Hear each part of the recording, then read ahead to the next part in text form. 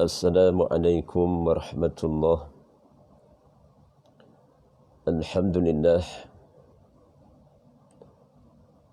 Alhamdulillah. Summa alhamdulillah. Asyhadu an la ilaha illallah wahdahu la syarika lah. Wa asyhadu anna Muhammadan abduhu wa rasuluh. Wassalatu wassalamu Muhammad ibn Abdillah wa ala alihi wa sahbihi ajma'in. La hawla wa la quwata illa billah. Inna lillahi wa inna ilaihi raji'un. Ya hayyu ya qayyum birahmatika astaghis.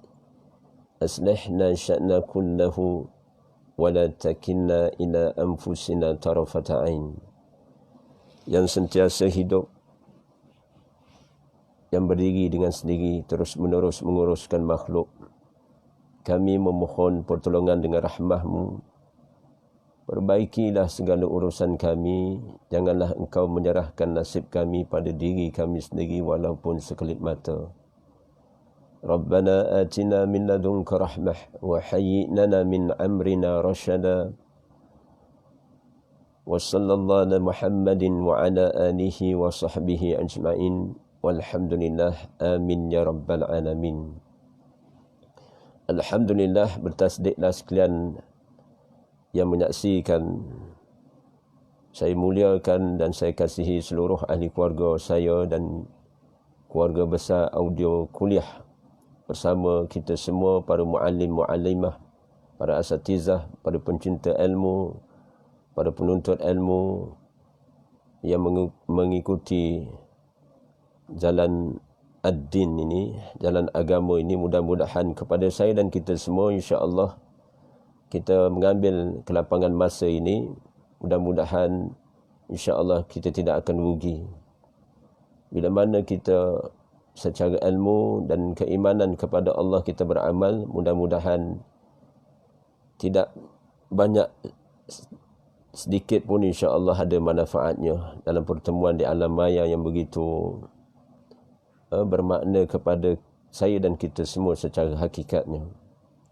Majlis pada petang ini, majlis dalam slot majlis ayah. Sama ada saya ataupun di antara kita memangku jawatan ayah, ataupun kita ada mempunyai ayah. Sama ada ayah kita sedang berada di dunia yang fana ini ataupun telah kembali ke rahmatullah. Tentulah inspirasi ataupun cita-cita seorang ayah itu, mudah-mudahan dengan taufik dan hidayah Allah, dengan ilmu, dengan kehendak Allah Subhanahu Wa Taala, ayah yang terbaik, yang wajib dan kita semua contohi, iaitu baginda Nabi sallallahu alaihi wasallam. Qudwah hasanah, contoh ikutan yang terbaik, bukan idola, bukan ikon, namun bahasa yang sinonim dengan bahasa sirah, iaitu qudwah hasanah, contoh ikutan terbaik, iaitu baginda Nabi sallallahu alaihi wasallam. Maka alhamdulillah kita mengambil sesi petang ini, walaupun majlis ini majlis ayah, menjadi saksi juga di kalangan para ibu. Para ibu maknanya yang memangku jawatan umi, ataupun disebut ma, ataupun disebut sebagai mama. Maka umi ataupun abi dan sebagainya bersama anak-anak, insya-Allah mudah-mudahan saya menganggap bicara saya ini sebagai suatu amanat, sebagai satu di antara wasiat yang boleh kita lontarkan, boleh kita kemukakan kepada anak-anak yang di bawah tanggungan kita. Ataupun kita sendiri menilai kita ini sebagai anak, yang mana sama ada ayah ataupun mak kita masih ada di dunia yang sementara ini, ataupun telah kembali ke rahmatullah. Hakikatnya nasab ataupun talian disebut sebagai silaturahim. Hubungan kita, nasab keturunan bersama mak dan ayah kita, walaupun mereka telah kembali ke rahmatullah sebahagiannya, berdoalah kepada mereka, Rabbi firli wali walidayya warhamhuma kama rabbayani saghirah. Wahai Allahku, Rabbku, ampunilah daku, ampunilah kedua ibu bapaku, rahmatilah mereka sebagaimana mereka mengasihaniku semenjak masih kecil. Taib. Apa saja yang disampaikan pada petang ini, mudah-mudahan dia dalam skop, dalam maksud, maknanya pesanan ataupun kata-kata yang bersumber daripada ilmu Allah maupun yang disebut ilmu wahyi, Al-Quran maupun hadis-hadis Nabi SAW, ataupun setidaknya adanya kata-kata nasihat dari para ulama. Maka sebagai suatu mukadimah petang ini, semalam 1-2 hari lepas, semalam seingat saya ramai yang meraihkan hari ibu, bukan? Ibu menjadi keutamaan saya dan kita semua. Namun di sebalik bersama ibu itu, dengan hikmah daripada Allah, jodohkan ibu kita dengan ayah kita, maka lahirlah kita ke dunia ini sebagai satu wasilah perantaraan di antara mereka itu. Maka gandengan yang mantap dalam doa seumpama tadi, Rabbi firli wali walidayya, maknanya kedua ibu dan bapa kita itu. Jadi ayah juga, subhanallah, apatah lagi ayah mempunyai tanggungjawab. Papa ataupun abi mempunyai tanggungjawab. Dia seumpama tanggungjawab dalam satu pelayaran. Perjalanan kita masih jauh dalam kehidupan ini, wahai anak-anak sekalian, termasuk kita menyeru pada diri kita sendiri sebagai anak, sama ada anak lelaki ataupun kita seorang perempuan di antara kita. Saya menyaksikan di sebahagian di antara yang menonton ini di kalangan muslimat, para nisa, maka anak-anak perempuan juga. Maknanya sedarilah pada hakikatnya, pada diri saya, satu pelayaran bersama nakhoda yang memimpin ataupun memandu arah panduan sebagai suatu perjalanan dalam satu pelayaran itu seumpama kapal yang berlayar. Maka nakhodanya iaitu ayah ataupun seorang papa ataupun seorang daddy, bahasa contemporary inilah. Jadi namun bersama dengannya satu penasihat gandengan yang mantap, iaitu umi ataupun mama ataupun yang disebut sebagai ibu dan sebagainya lah, mak dan sebagainya. Maka dalam perjalanan pelayaran itu tentu nakhoda kapal wajib berperanan sebagai seorang yang berwibawa, berkaliber, ataupun bagaimana credibility dia sebagai seorang pemimpin. Mudah-mudahan mendapati dengan kalam Allah, ba'da a'udzubillahi as-sami'il 'alim minasyaitonir rajim min hamzihi wa nafthihi wa nafsihi, dalam surah At-Tahrim menyatakan firman Allah Ta'ala, ku anfusakum wa ahlikum nara. Jagalah diri kamu, jagalah diri kamu dan ahli keluarga kamu. Seluruh ahli keluarga ini, kita berkewajiban jagalah diri kamu dan ahli keluarga kamu daripada bakaran azabnya neraka Allah Subhanahu wa ta'ala, wal iyazbillah.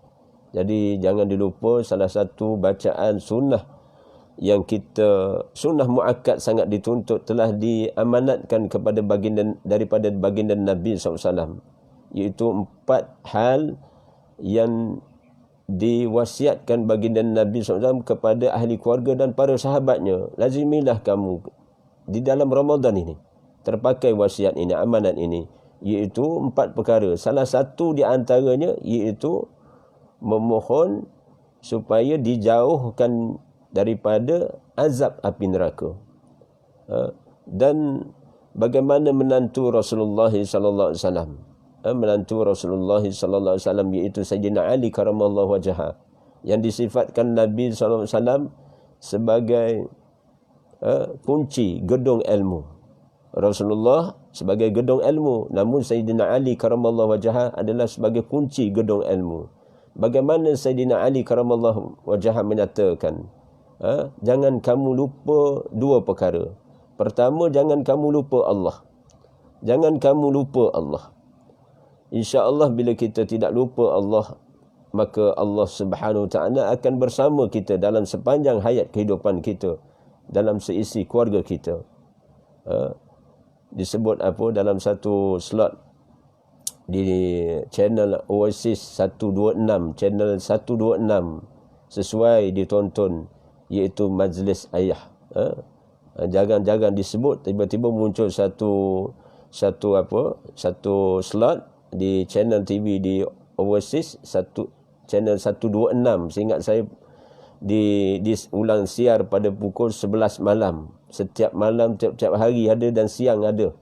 Subhanallah, nak menyatakan apa, bagaimana slot itu satu yang mustahab, yang penting untuk kita sendiri sebagai yang memangku jawatan ayah maupun kita sebagai ibu ataupun bersama dengan anak-anak. Kita tidak akan rugi. Pastikan, maknanya kita pesan kepada anak-anak di bawah tanggungan kita ataupun kita sendiri memegang jawatan anak sebagai anak kepada mak dan ayah kita, maka kita sendiri tonton. Taib. Yang nak dimaksudkan itu, Sayyidina Ali karamallahu wajhah menyatakan jangan kamu lupa Allah. Itu yang pertama. Dan yang kedua, jangan kamu lupa hari pembalasan. Jangan kamu lupa tentang hari pembalasan. Di antara sesi hari pembalasan itu di hujung penghidupan akhirat itu, maka tentulah saya dan di antara kita ini terselamat daripada terhumbannya ataupun dicampaknya ke dalam neraka Allah. Sirat terbentang. Di waktu itu maknanya setiap manusia ni, sama ada yang beriman ataupun yang tidak beriman, apatah lagi sama ada yang beramal soleh ataupun yang kurang amal soleh, ataupun subhanallah siapa pun di antara kita yang berilmu ataupun yang kurang ilmu, yang maknanya dalam keadaan melakukan amal ketaatan dan sebagainya, semuanya akan berdepan dengan satu janji Allah Subhanahu Wa Taala, akan meniti titian sirat ni. Maka kita mengambil hikmah kata-kata Sayyidina Ali karamallahu wajhah menyatakan, jangan kamu lupa tentang satu sesi hari pembalasan. Di antara sesi hari pembalasan Allah Subhanahu Wa Taala, iaitu kita pastikan saya dan di antara kita ahli keluarga ini, ku anfusakum wa ahlikum nara.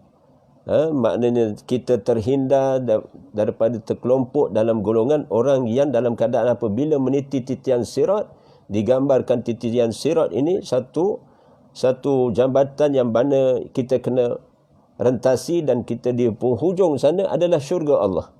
Bagaimana untuk kita melangkah di titian sirat ini? Maka bergantung kepada nasib, iaitu amalan-amalan yang telah dilakukan sementara hidup di dunia ini. Allah, ya Rabb, Allahumma ajinna minan nar. Jadi apa tadi yang saya nak maksudkan, di antara amanat yang Rasulullah SAW wasiatkan kepada para sahabat, lazimilah kamu, iaitu minta di dalam Ramadan ini, iaitu 4 perkara. Salah satunya, Allahumma ajirna minan nar. Allahumma ajirna minan nar. Kita boleh niat jamak Allahumma ajirna minan nar, ataupun ketika lepas solat kita seorang-seorang tu, Allahumma ajirni minan nar. Ya Allah, jauhkanlah aku daripada azab api neraka. Jadi doa seumpama itu sunnah dibaca ketika bila? Bukan sekadar lepas solat saja, ketika di waktu sahur ataupun di waktu di ambang sahur ataupun di waktu di ambang iftar berbuka. Saya mengambil kata-kata pesanan mengingatkan saya dan kita semua bagaimana pesanan yang masyhur daripada seorang muallim, Al-Imam Abu Hamid Muhammad Al-Ghazali. Imam Ghazali rahimahullah menyatakan, ini berkaitan juga boleh kita maksudkan sebagai suatu cabang bagaimana kita, kata-kata hikmah ini iaitu di antaranya memberi manfaat dari segi cabang ilmu untuk kita manfaatkan. Bagaimana 6 pesanan yang masyhur telah dinyatakan oleh Al-Imam Al-Ghazali rahimahullah menyatakan, mengingatkan saya dan kita semua sebagai anak ataupun kita sebagai ayah, ayah kepada anak-anak kita. Bagaimana Imam Al-Ghazali menyatakan yang paling dekat di dunia itu iaitu kematian. Ini kita boleh wasiatkan ataupun kita sebut-sebut jugalah sebagai satu supaya satu penyataan yang boleh mereka berfikir. Kita syarah secara tahap kefahaman yang kita ada, secara spontan ataupun secara santai. Tapi kata-kata seumpama ini, penyataan seumpama ini menyebabkan saya dan kita semua boleh berfikir dengan baik. Apa yang dimaksudkan oleh seorang alim ini, yang mana yang disebut sebagai sebahagian di antaranya menyatakan ini seorang hujatul Islam, kerana ada dalil Al-Quran dan hadis diguna pakai untuk menyatakan hal-hal keagamaan yang berkaitan dengan agar maknanya jiwa agama ini dihidupkan, penghayatannya. Taib. Yang paling dekat di dunia ini iaitu kematian. Kita bentangkan dulu 6 pesanan ini. Yang kedua, yang paling jauh di dunia ini iaitu masa lalu. Dan yang ketiga, yang paling berat di dunia ini adalah amanah. Dan yang paling besar di dunia ini adalah nafsu. Dan yang kelima, yang paling ringan di dunia ini meninggalkan solat. Dan yang paling tajam di dunia ini adalah lidah manusia. Inna lillahi wa inna ilaihi raji'un. Bila kita teliti baik-baik kenyataan rasmi daripada Al-Imam Al-Ghazali ini, kita dapati adanya, boleh kita sinonimkan dengan ayat-ayat Allah Subhanahu Wa Taala. Nasihat ini kerana saya dapati maknanya bila kita menelaah kitab Ihya, menelaah ataupun memperhalusi intipati dalam kitab, sebahagian daripada kitab Ihya Ulumuddin, bagaimana dasar setiap bab itu ada takrij sumbernya. Walaupun setiap kitab itu ada kurang lebih dan ada yang lemah, hatta ada yang disandarkan dengan hadis maudhu', hadis palsu dan sebagainya. Namun masih banyak lagi bila dihalusi, dieditasikan semula bagaimana syarah berkaitan dengan kitab Ihya Ulumuddin itu. Subhana Rabbiyal Azim, kita dapati masih ada dalil. Dan sebahagian para syekh dan para maulana masih mengiktiraf sebahagian di antara, Masya Allah, intipati dalam kitab Ihya Ulumuddin, apatah lagi juga maknanya nasihat-nasihat yang baik. Nasihat-nasihat yang baik ini terpakai ad-dinu an-nasihah, agama ini nasihat, terutamanya dalil Al-Quran was sunnah, yakni hadis-hadis Nabi SAW dan sebagainya. Maka nasihat daripada para imam pun maka terpakai buat saya dan kita semua. Baik, bagaimana kita halusi sedikit sebanyak apa yang dinyatakan oleh Al-Imam Al-Ghazali ini, iaitu dia nyatakan yang paling dekat di dunia adalah kematian.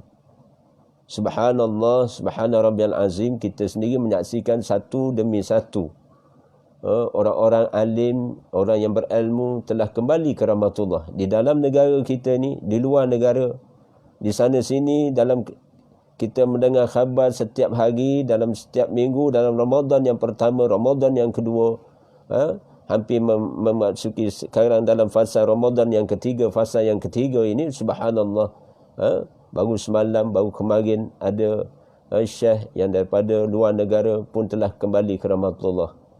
Matinya golongan para ulama. Begitunya matinya orang yang kita sama ada orang yang kita kenal ataupun kita tidak kenal. Maka kematian itulah sebenarnya yang dekat. Yang dekat dengan saya dan di antara kita ni mati.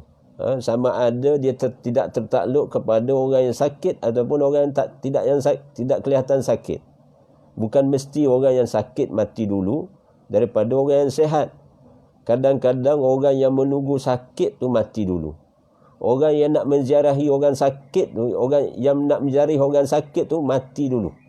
Kerana dalam perjalanan dia nak menziarah itu tiba-tiba berlaku seumpama aksiden dan sebagainya. Ini benar-benar berlaku. Kita sendiri menyaksikan perkara ini ataupun kita dikhabarkan peristiwa seumpama itu. Subhanallah. Dan bukan mesti orang yang berumur maknanya lebih pendek umurnya daripada orang yang muda. Jadi anak-anak semua, subhanallah, anak-anak juga menyaksikan di monitor TV ataupun maklumat semasa dan sebagainya, bagaimana ada bayi yang telah sampai ajalnya. Begitu juga anak-anak remaja belia. Baru-baru ni di luar Ramadan seumpamanya, satu kes bagaimana anak muda couple tiba-tiba dia naik kenderaan bersama, tiba-tiba apa yang berlaku? Berlaku aksiden. Berlaku aksiden dalam tempoh PKP ni lah. PKP yang nama? Perintah Kawal Pergerakan ini. Kisah benar, boleh rujuk bertarikh, maknanya dalam tempoh PKP ni lah. Bila orang Kelantan panggil dia duk gawe ni, dia heret. Dia heret. Dia mempahal ke tak, dia heret ni gapo, dia bawa maknanya dia bonceng gawe dia. Gawe dia. Dia bonceng gawe dia, tiba-tiba maknanya berlakulah apa yang berlaku. Rupanya berlaku aksiden. Subhanallah, berlaku aksiden sampai maknanya yang lelaki tu Allah panjangkan usia. Yang perempuan tu meninggal di tempat kejadian. Meninggal di tempat kejadian, subhanallah. Jadi apa nak buat, si kekasih yang lelaki ni, oleh kerana dia sayang dan kasih tahap cinta kepada perempuan ni, walaupun belum kahwin dan sebagainya, dia sanggup maknanya dia tidak gamak untuk meninggalkan kekasih dia. Kekasih hati dia maknanya begitu saja, sedangkan dah jadi mayit. Tiba-tiba dia ambil, maknanya dia gendong juga, bawa maknanya mayit perempuan dia, kekasih dia, sampai ke rumah si maknanya waris, yakni rumah si mati. Dia hantar, kemudian dia tinggalkan. Jadi dari kes polis. Saya tidak sebut nama, saya tidak sebut tempat, tapi kita ambil ghibah yang dibenarkan, mengumpat yang dibenarkan dengan maksud ambil pengajaran. Sesuatu yang kita tidak duga, wahai anak-anak sekalian. Kita menyuruh pada diri kita sendiri sebagai anak kepada mak dan ayah kita. Kita yang masih maknanya menjawab jawatan anak ni, subhanallah, ataupun kita sebagai ayah kepada anak-anak kita, maka tanggungjawab. Bagaimana Ramadan ini Allah telah takdirkan dengan ilmunya, dipanjangkan usia saya dan kita semua, tiba-tiba telah melepasi nisfu Ramadan, menghampiri kepada 10 hari di akhir Ramadan. Jadi ini persoalannya. Mudah-mudahan majlis ayah ini, ataupun dalam konteks perbincangan sekitar ayah, anak-anak ayah dan sebagainya ni, mengingatkan kita boleh sebut abang, adik, kakak. Kita boleh sebut sebagai nada kita, sebagai keibubapaan kita.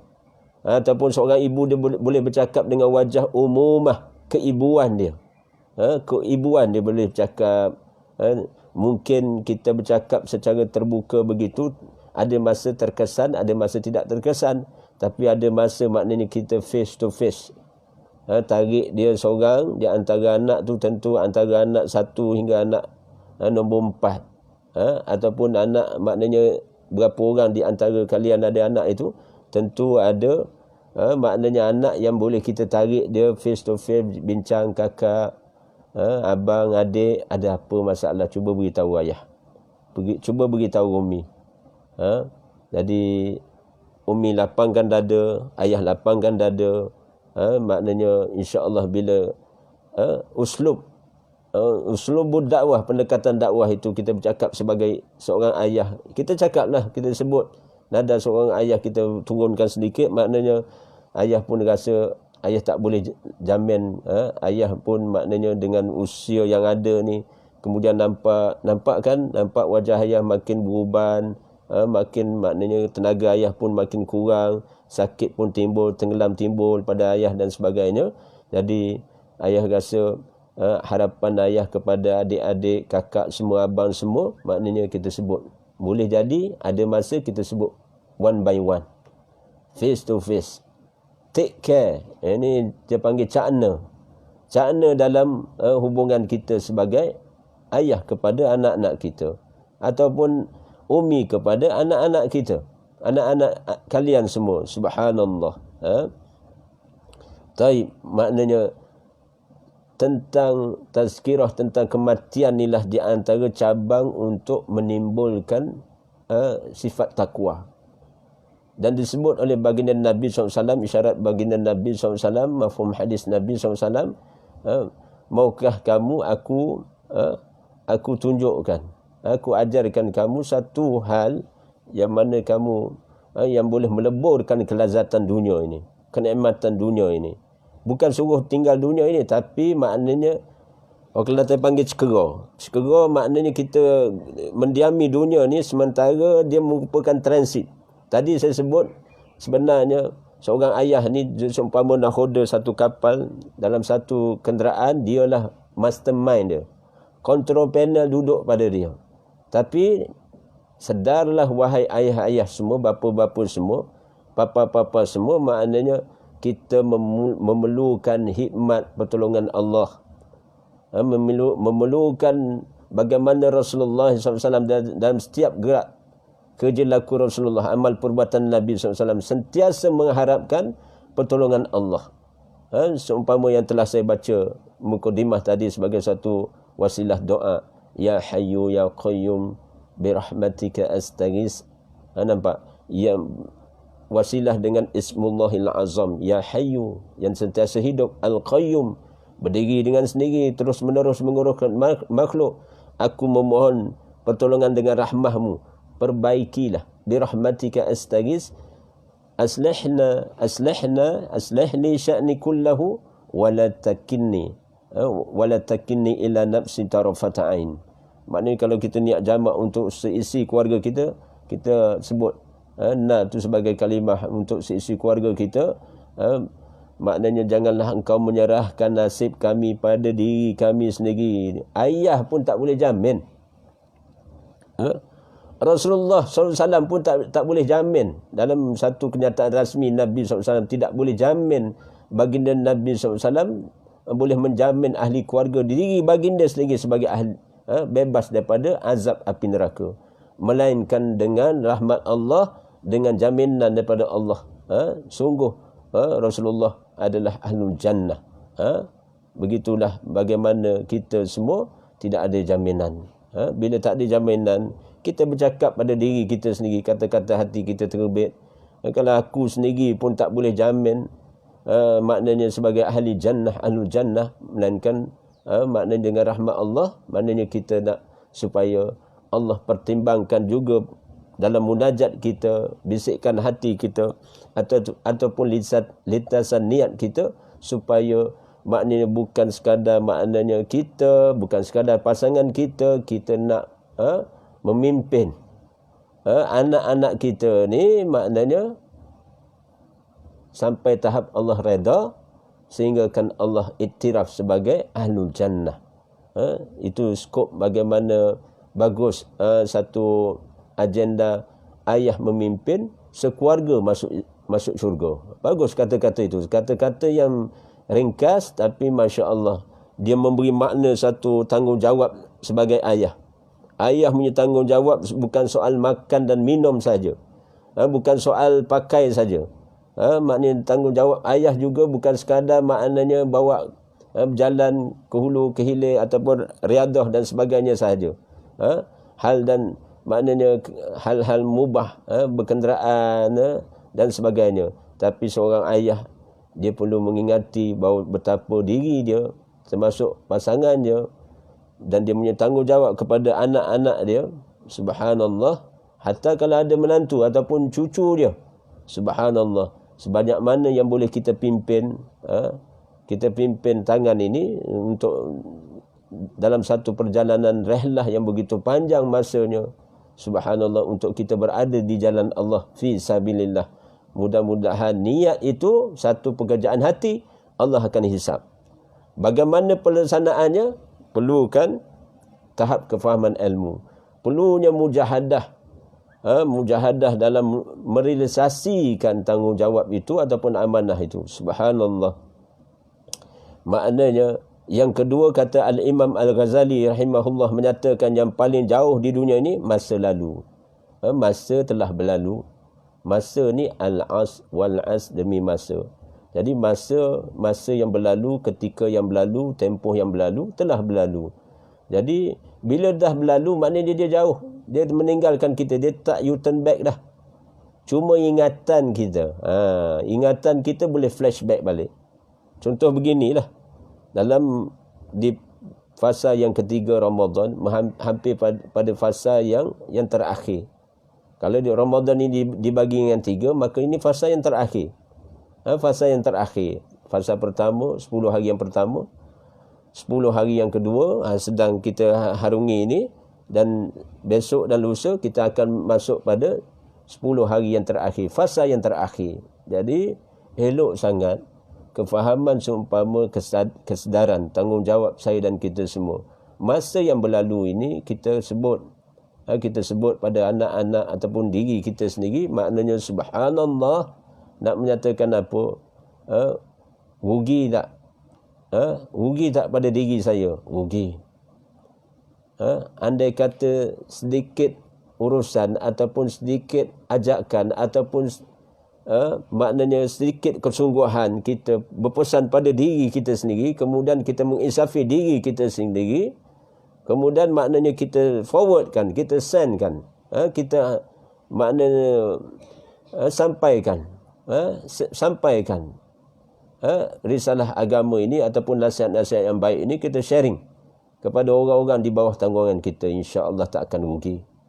Tapi dengan penuh hikmah ataupun ada cara. Ada cara dia untuk bagaimana kita ni perlu maknanya bijaksana menyampaikan sebagaimana sifatun Nabi, fatanah bijaksana menyampaikan mesej agama dalam keluarga kita. Bayangkan muslimin muslimat, wahai ayah-ayah semua, wahai ibu-ibu semua, wahai anak-anak semua, tentulah kita semua bukan sekadar di dunia ni kita nak bersama, tapi di akhirat nanti. Di akhirat nanti.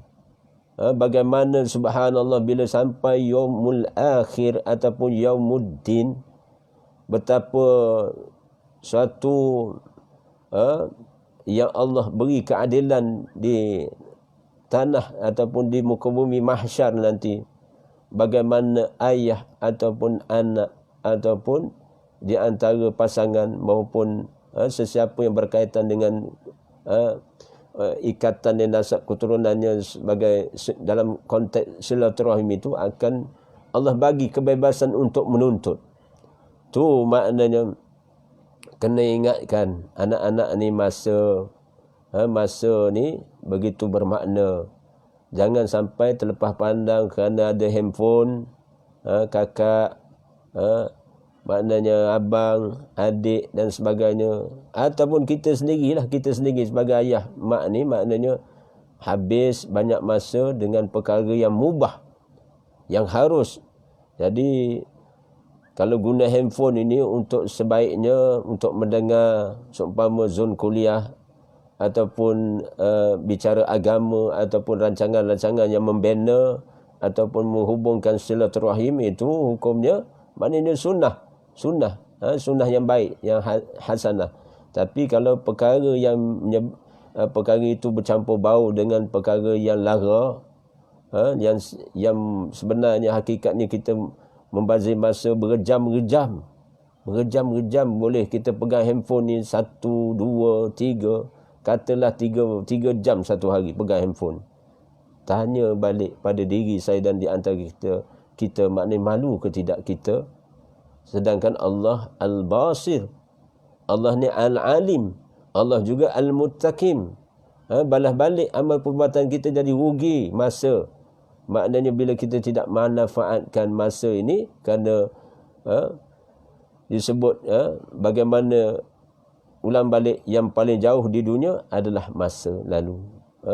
Masa akan berlalu, dia akan meninggalkan kita. Kita pergi ke depan ini, iaitu masa depan kita. Bukan tak boleh toleh belakang, tapi toleh belakang dengan maksud check and balance balik. Balancing balik, maknanya mana yang kurang lebih. Tentu banyak kurang daripada lebih. Yang terlebih tu boleh jadi telajak. Telajak tu undur kaki balik, angkat kaki berada di landasan fitrah ataupun landasan yang benar. Kerana Al-Quran lah menyatakan pertimbangan bagaimana Al-Furqan. Sifat Al-Quran itu Al-Furqan, membezakan mana yang hak, mana yang batil. Taib. Kemudian dinyatakan oleh Al-Imam Al-Ghazali, menyatakan rahimahullah, menyatakan yang paling berat di dunia ini adalah amanah. Allahu Rabbi. Ini pun satu hal. Amanah. Amanah yang terpikul kepada saya dan kita semua sebagai seorang ayah ataupun papa ataupun abi. Berat. Pastikan diri saya dan di antara kita, pastikan amanah ini benar-benar direalisasikan, diterjemahkan dengan satu sikap yang benar-benar maknanya beramanah.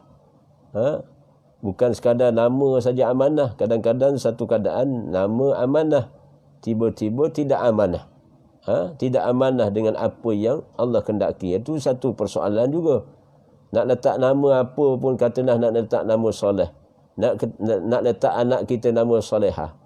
Mudah-mudahan mak ayah niat letak nama tu sebagai anak tu, maknanya qasad di hati dia supaya anak tu jadi soleh solehah. Soleh solehah. Namun demikian harus diingat bagaimana nak mentarbiah anak yang nama soleh solehah itu. Tentulah mak ayah yang ada kefahaman ilmu agama, setelah dia niatkan begitu, dia bertanggungjawab pastikan anak-anak yang diharap itu maknanya memegang amanah. Amanah sebagai hamba kepada Allah. Jadi kita kena fahamkan pada diri saya dan kita semua, amanah ni banyaklah berkaitan dengan amanah ni, amanah yang terpikul pada diri saya dan kita semua sebagai pemimpin. Ar-rijal qawamun 'alan nisa. Rijal maknanya lelaki itu pemimpin bagi kaum wanita, perempuan.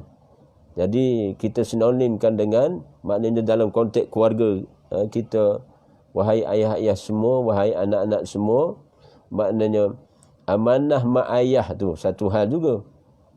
Kita yang memangku jawatan anak kepada mak ayah kita, walaupun ada di antara mak ayah kita ini telah kembali ke rahmatullah, berada di alam barzah sekarang ni. Allahu Rabbi. Ahlul barzah ni sebenarnya mereka diibaratkan seumpama sebahagian besar di antara mereka ada masanya kala mereka ni seumpama kita buat sebagai satu andaian bagaimana mereka ni seumpama orang yang mengharapkan pertolongan. Pertolongan siapa? Pertolongan nasab keturunan dia lah. Anak yang diharapkan kerana apabila bukankah ada hadis yang masyhur menyatakan apabila matinya anak Adam itu, terputusnya segala perkara, segala amalan terputus. Hubungan dengan di dunia ini terputus. Melainkan tiga hal, tiga perkara. Salah satunya doa anak yang soleh. Doa anak yang soleh maknanya yang baru diterima, dimakbulkan Allah. Syaratnya soleh. Bukan sekadar anak tu doa maknanya sekali lalu begitu. Kalau dia tidak mencapai makam anak, tingkatan anak yang baik, dia buat maksiat, dia melakukan sesuatu yang maknanya menyalahi syariat. Banyaknya dosa dalam maknanya dalam amalan dia yang dia lakukan, maka anak itu bukan anak yang soleh ataupun anak solehah. Dia melakukan sesuatu yang menjadi tegahan di sisi syariat Allah ataupun maknanya melanggari perintah Allah dan sebagainya. Subhanallah, maka anak tu bukan soleh, bukan solehah. Jadi bila anak bukan solehah, bimbang tidak sampai doa itu, melainkan ada ucapan dia memohon ampun kepada Allah. Saya dan kita semua, Rasulullah sendiri menyebut dengan rasmi berpesan kepada Aisyah radhiyallahu anha. Aisyah bertanya, wahai Rasulullah, sekiranya aku bertemu dengan malam Lailatul Qadar itu, maka apa yang lebih baik aku baca? Maka Rasulullah mengisyaratkan, Allahumma innaka afuun tuhibbul afwa fa'fu anni. Wahai Allah yang maha pengampun, yang suka memberi maaf, maka ampunilah aku. Subhanallah. Rasulullah sendiri kerap juga Rasulullah beristighfar 70 ke 100 kali sehari. Sehingga kan Rasulullah garis pandu kita dengan sayyidul istighfar. Rasulullah yang dijamin syurga.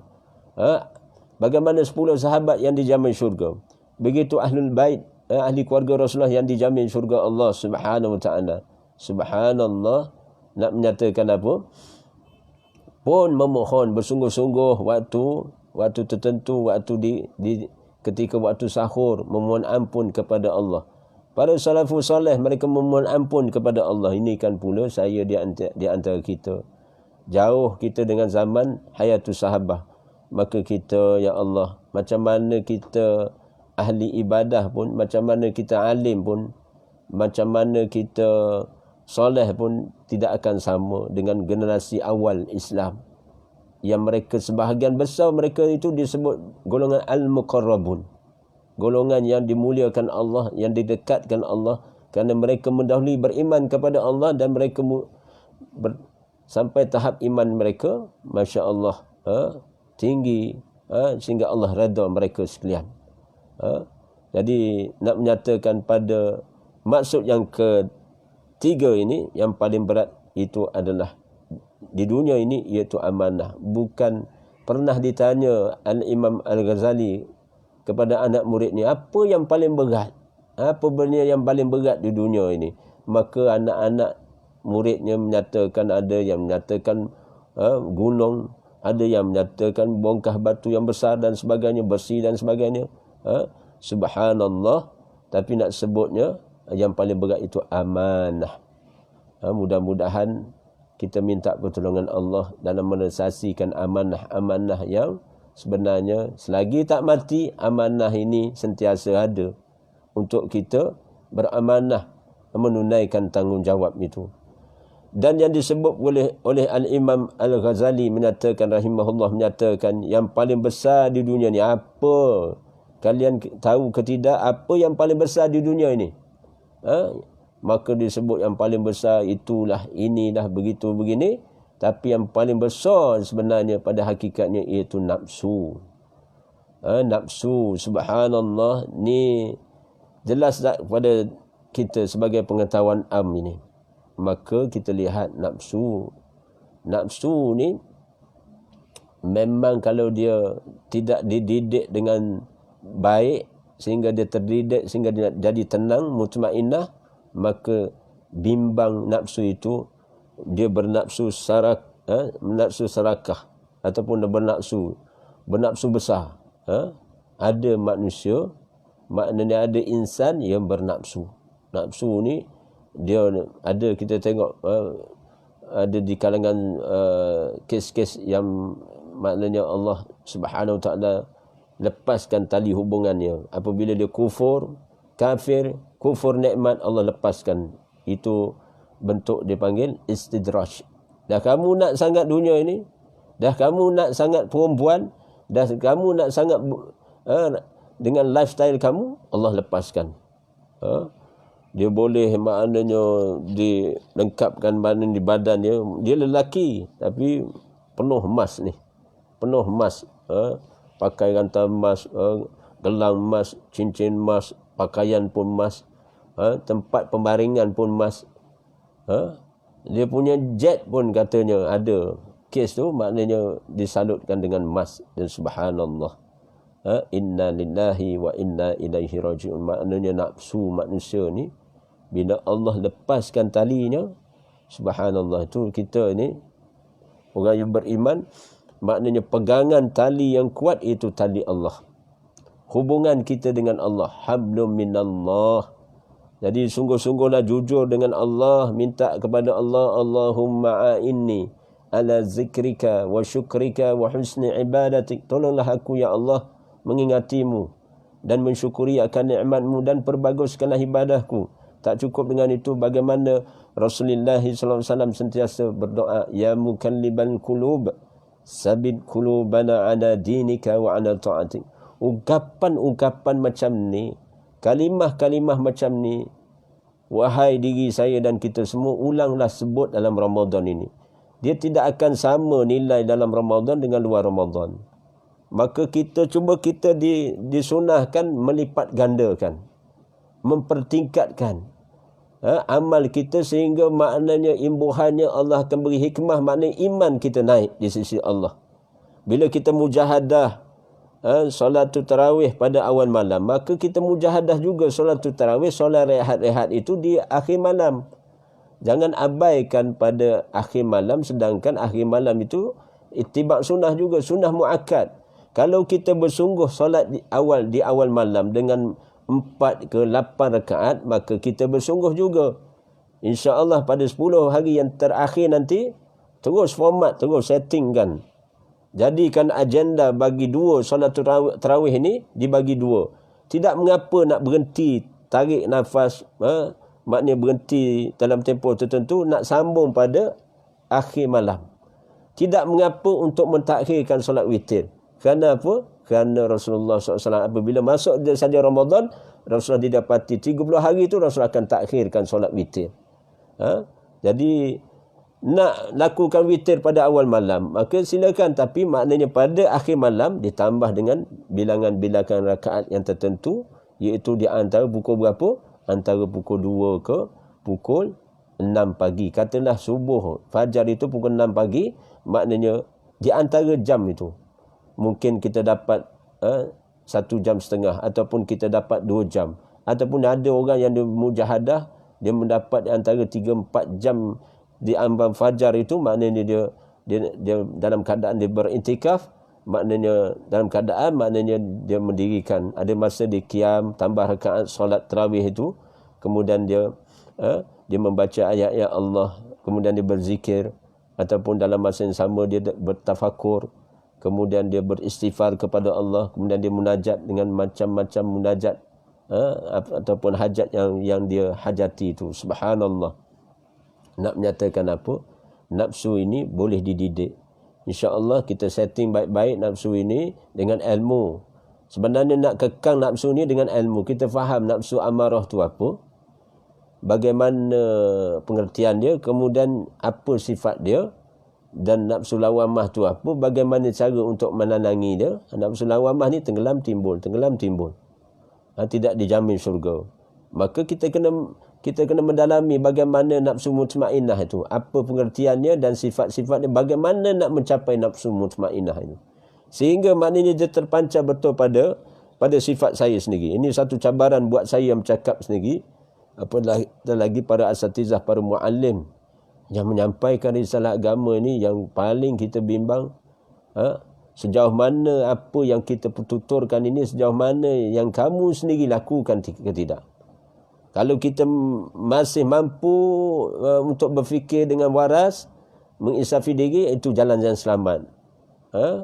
Kenapa? Maknanya ada kala kita menyampaikan sesuatu kebenaran agama, dalam masa yang sama kita diuji dengan nafsu kita sendiri. Yang bila mana kita didik dalam keadaan tertib dengan sunnah, insya-Allah dia akan terdidik. Dengan terdidik. Sehingga kan nafsu ni, kita bernafsukan apa? Nafsu yang benar, yang berjiwa tenang, berjiwa mutmainnah.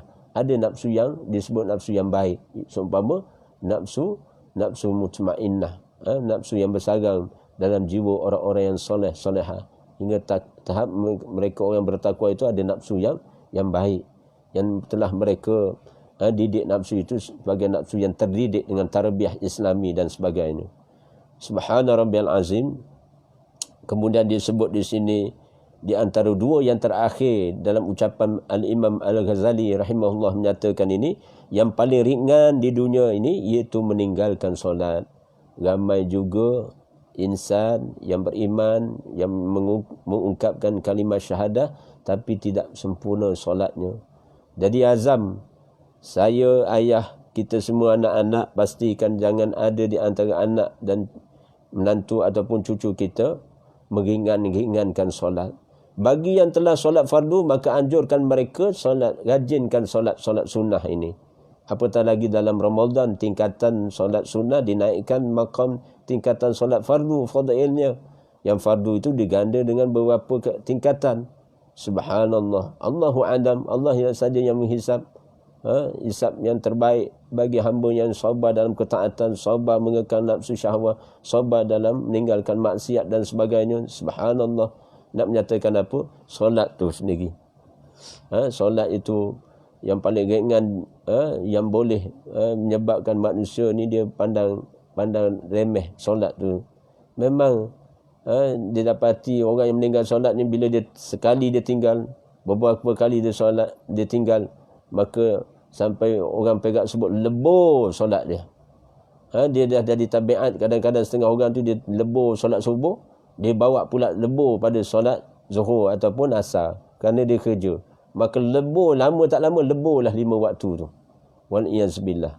Jadi sebelum nak lebur, maksudnya terencatnya amalan ketaatan kefarduan solat ni, sebenarnya kita apa pun amalan jangan jadi tabiat. Jadi memang syaitan, qarin, pengaruh iblis laknatullah ni, dia akan gagalkan amal ketaatan. Dan disebut dalam mafhum hadis Nabi SAW, tali mula-mula Islam itu akan tertanggal, iaitu apa? Hukum-hukum peraturan Allah. Talian hayat Islam ini maknanya dia punya daulah dia yang paling tingginya, iaitu maknanya peraturan dan hukum-hukum Allah tertegak pada diri seseorang itu. Peraturan kita, Allah perintah solat, Allah perintah puasa.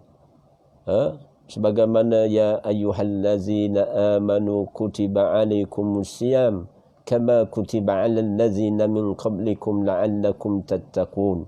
Begitulah solat, satu perintah daripada Allah sejak Mi'raj Nabi SAW, perintah yang tahun kedua seingat saya setelah hijrah itu, perintah solat didirikan itu, difardukan ke atas muslimin, yang orang yang mukmin, orang beriman pada waktu itu.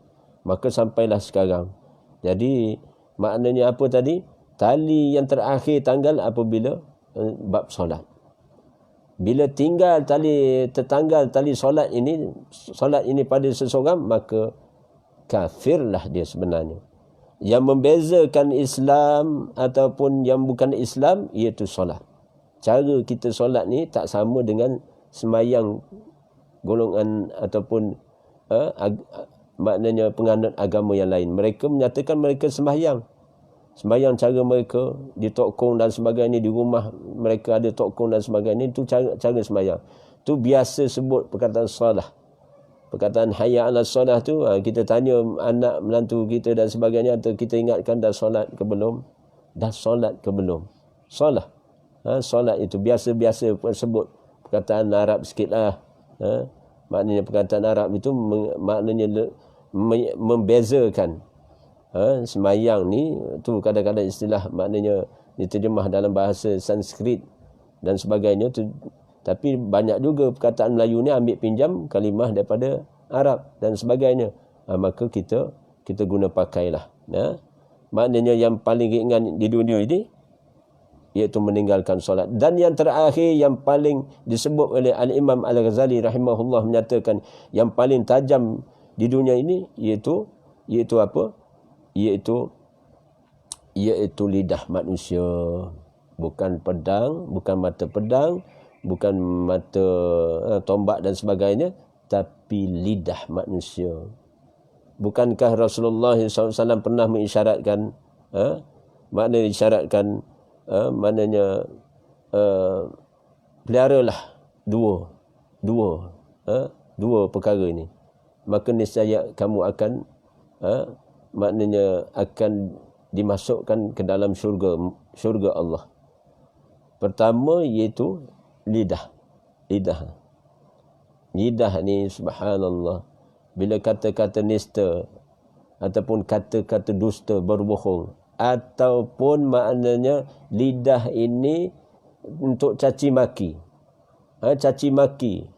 mengandu domba dan sebagainya, sampai sebenarnya tidak berhak bagi seseorang itu menyatakan demikian, berkata bohong, jadi tabiat sehingga cakap nista, berkata maknanya caci maki tahap, maknanya tak ada hak bagi dia pada waktu itu. Ataupun ghibah, ada ghibah yang dibenarkan, ada mengumpat yang tidak dibenarkan. Ada hukum di sana disyarahkan oleh para muallim. Tapi nak sebutnya hukum secara umumnya, maknanya lidah ni kalau jadi bisa daripada ular, maknanya seumpama ular, maknanya lidah ni Allah akan dipertanggungjawabkan. Lidah ni sendiri akan menjadi saksi, mereka akan menyatakan kesaksian mereka di hadapan mahkamah Allah apabila perkara-perkara berbangkit itu dibongkar di mahkamah Allah di Yaumuddin. Maka lidah, bukan sekadar lidah, tapi nak sebutnya termasuk juga yang kedua Rasulullah isyaratkan farash, yakni kemaluan. Bukan sekadar kemaluan bagi perempuan, tapi maksud juga kemaluan bagi lelaki. Pastikan maknanya dua anggota alat ini terpakai di jalan, mengikut apa yang Allah telah tentukan qadarnya. Jadi lidah ni, kalau kita nak guna lidah sebaik-baiknya. Bukankah rugi, tidakkah rugi di antara kita dalam Ramadan ini, subhanallah, wahai anak-anak, wahai ayah sekalian, saya sendiri menyeru pada diri saya sendiri, lidah ni ya Allah, mudah-mudahan ya Allah, maknanya Allah kuatkan hati kita ini untuk perintahkan lidah ini supaya mempertuturkan kalimah-kalimah mentakzimkan Allah, kalimah tasbih, kalimah tahmid, kalimah takbir, kalimah tauhid, la ilaha illallah dan sebagainya. Kalimah yang maknanya memohon maghfirah kepada Allah, memohon rahmat kepada Allah. Satu huruf, satu ayat, satu surah yang dibaca tak akan sama lah di luar Ramadan, tak akan sama. Jadi yang pelik tapi benar, ganjaran terbentang luas. Bagaimana Allah buka prospek potensi, maknanya potensi kita ini di dalam kitab amalan ataupun mana kita berpeluang melakukan amal ketaatan dalam Ramadan ini, tiba-tiba kita tidak rasa rugi kah? Dalam waktu tempoh hampir pada 1/3 lagi baki Ramadan yang tinggal.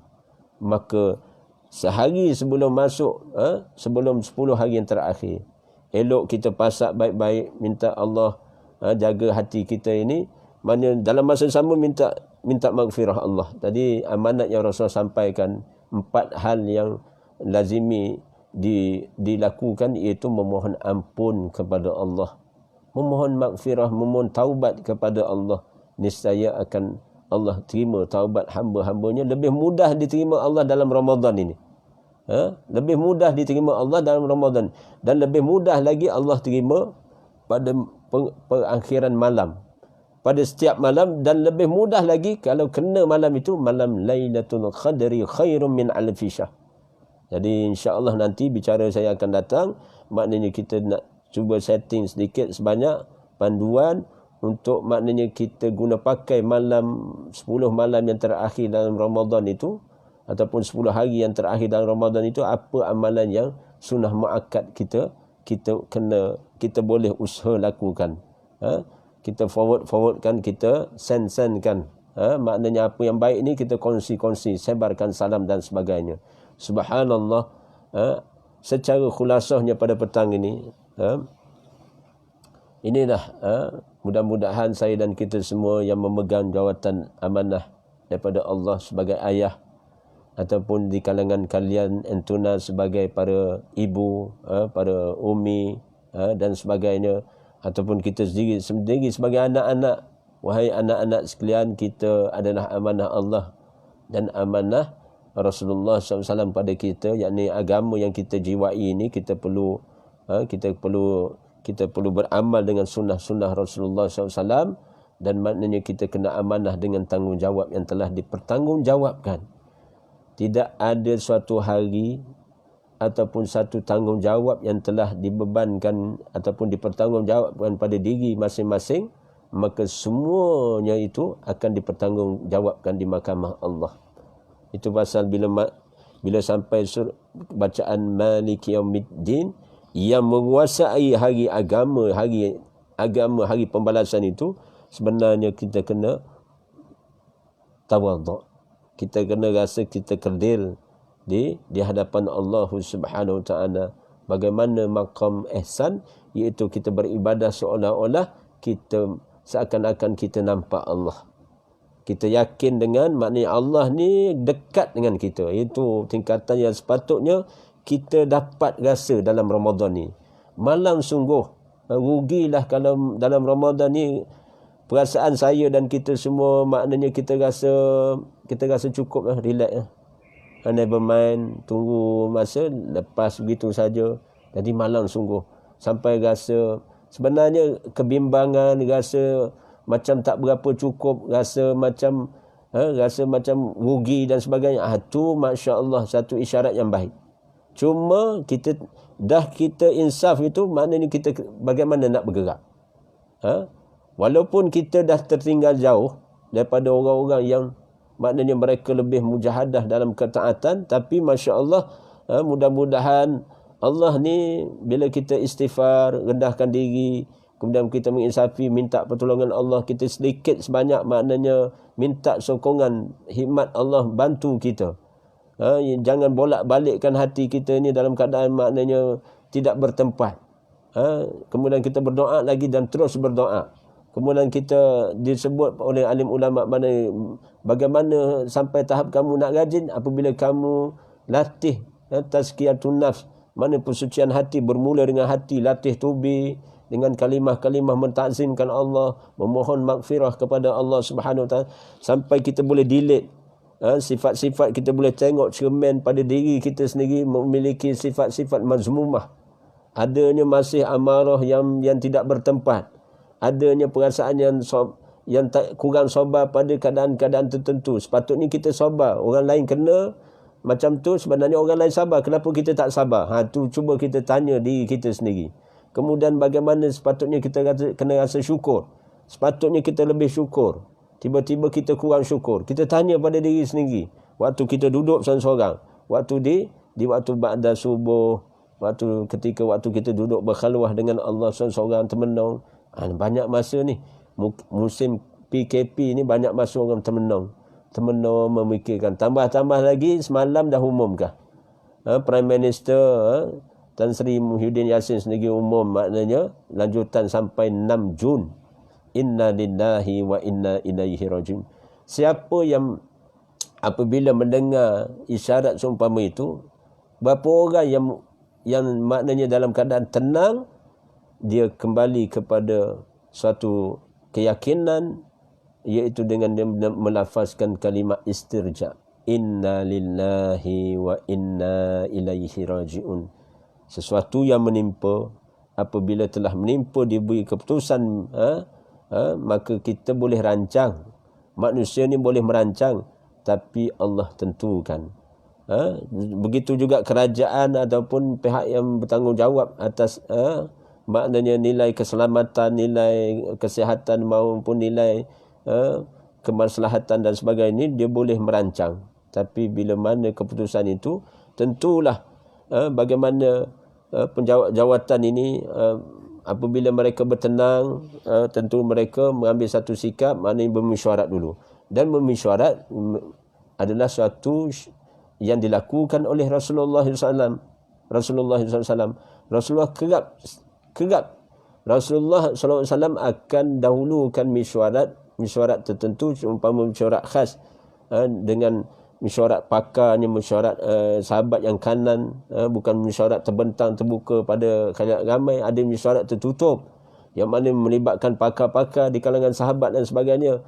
Apabila urusan itu tidak ada dalam petunjuk Allah, maknanya dalam wahyu Allah, maka Allah lapangkan dada Rasulullah mendengar pandangan-pandangan para sahabat, walaupun pandangan itu datang daripada seorang anak muda seumpama Salman Al-Farisi pernah beri pandangan, seumpama anak-anak muda seumpama Sayyidina Ali karamallahu wajhah pernah bagi pandangan kepada baginda Nabi SAW, dan baginda mendengar dengan baik pandangan-pandangan itu. Maka setelah mesyuarat itu, kita dalam Quran ada dinyatakan, maka kita berserah, bertawakallah kepada Allah.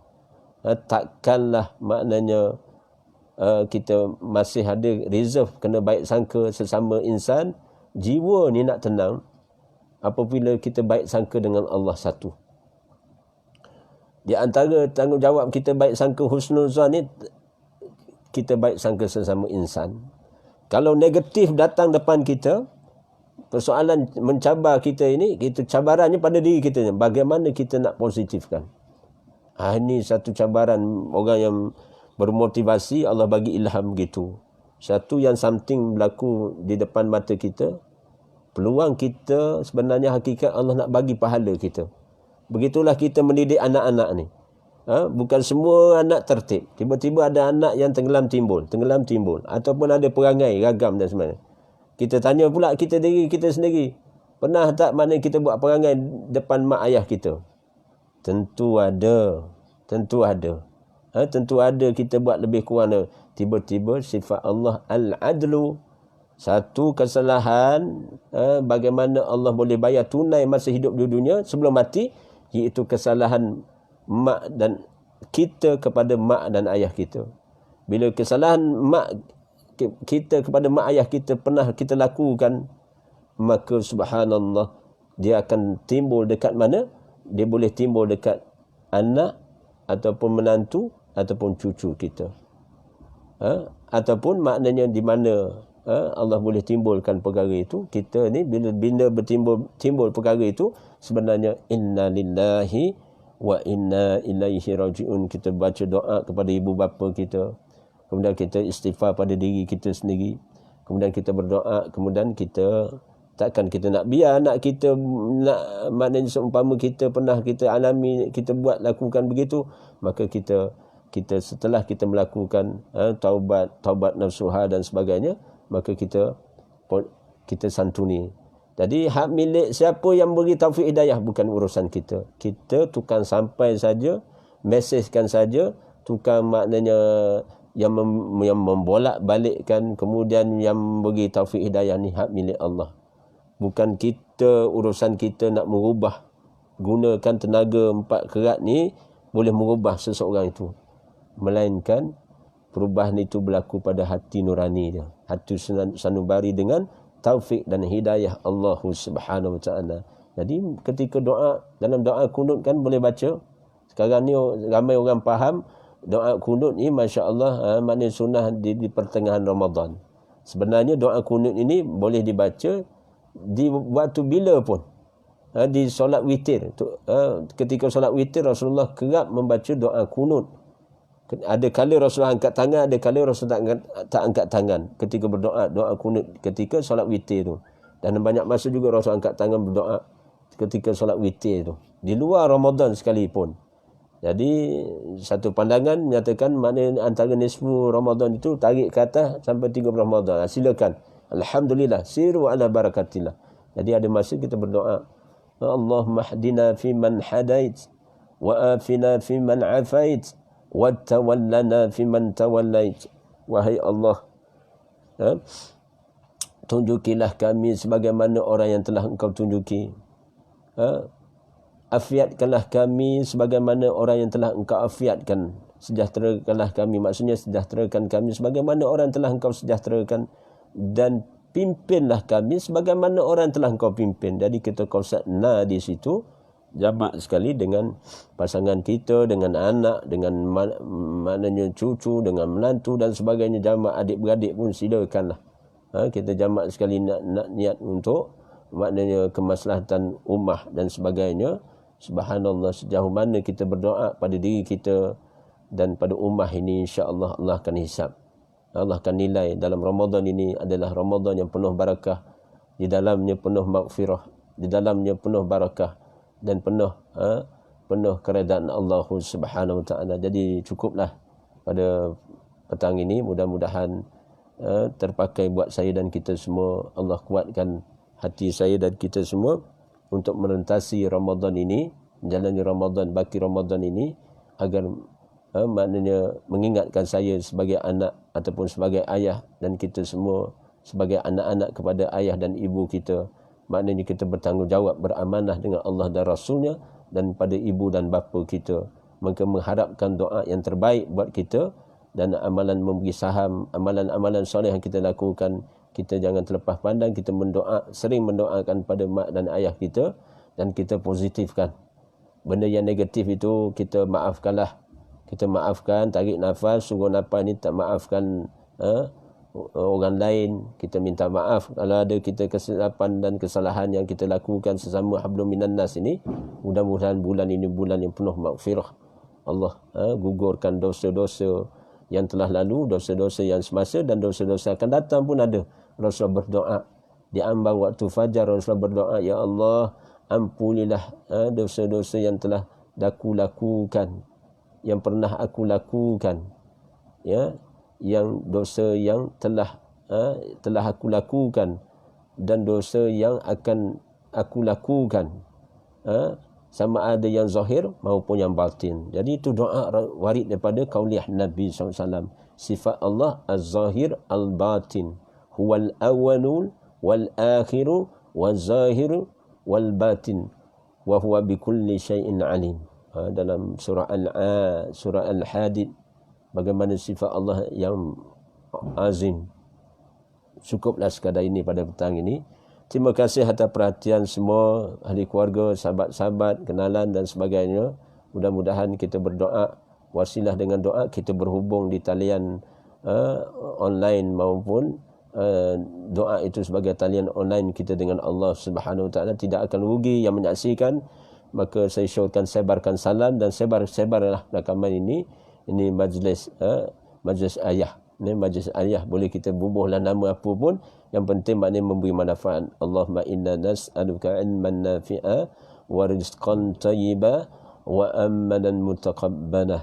Jadi beri masa mendengar bagi anak-anak, dan ingatkan anak-anak ada rancangan majlis ayah di channel Oasis 126, dan bagus bagi peminat pencinta Al-Quran. Lihatlah Quran Time pada pukul 12 hingga pukul 1 tengah hari, ataupun choice-nya, pilihannya pada pukul 10 hingga 11 malam.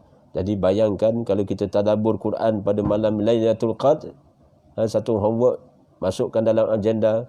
Kita ada masa pada malam-malam terakhir Ramadan, kita nak ada slot, maknanya 1 jam ke 45 minit ke setengah jam ke ada slot, kita mentadabbur ayat-ayat Allah. Bukan sekadar baca tapi mentadabbur, perhati, merenung dan berazam untuk Allah beri ilham dan kekuatan untuk beramal dengan 10 ayat tuntutan daripada Allah yang telah sampaikan kepada baginda Nabi SAW. Wabillahi taufiq wal hidayah.